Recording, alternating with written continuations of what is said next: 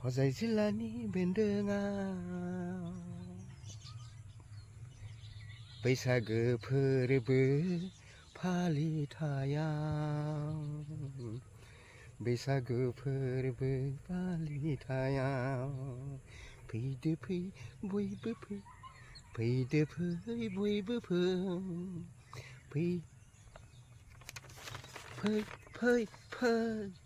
बयबो फै फै फै फै बयबो फै मानगोनां रायजो राजा नोंथांमोन हजाय जिल्लानि बेन्दोङाव थानाय दुमुरु फोथार माइनाव दुब्लि गेलेग्रा फोथाराव सानथामनि हाबाफारि लानानै बैसागो फोरबो फालिथायखौ जोङो गाजा गोमजायै खुंनो लाहार फाहार खालामबाय नुदोंना रायजोफोर लाहार फाहार खालामबाय बेनिखायनो हजाय जिल्लानि बेन्दोङाव थानाय गुबुन गुबुन गामिनि गुबुन गुबुन दखरानि गुबुन गुबुन दालाय आफादनि दामनाय देनाय मोसानाय सिफुं सुनाय खाम दामनाय सेरजा हुनाय मोसानाय मुसुरनाय जावजा मोसानाय देमसि मोसानाय बायदि बायदि मोसाखावरि बिथांमोनखौ मोसाहोगोन बिनि थाखायनो नोंथांमोनखौ फैगौ 8, 9 आरो 10 2026 मायथाइ खालि फुंनि 8 रिंगायाव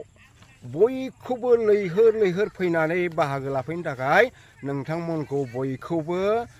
आफादनिफ्राय खावलायहरनाय जाबाय आं नोंथांमोननो खोन्थानि फारियैनो बे प्राइजफोरखौ आं खोन्थानि नुदोंना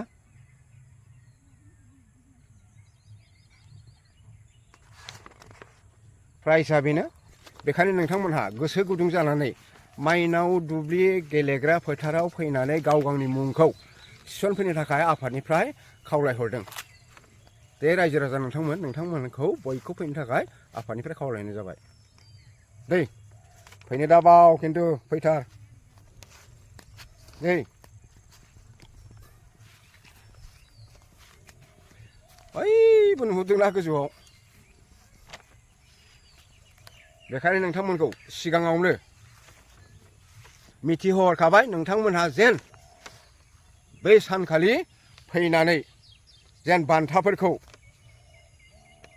लानानै थाङो बेखौनो जोंनि आफादनिफ्राय गुरै खावलायहरनाय जाबाय